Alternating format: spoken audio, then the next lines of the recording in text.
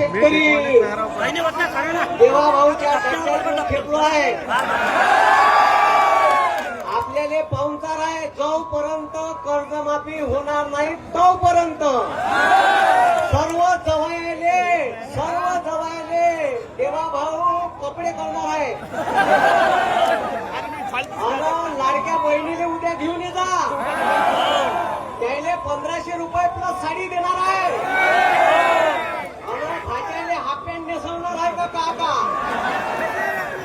अरे नाव देवाय फक्त घंट्यानं अजूनही 7-12 कोरा केला.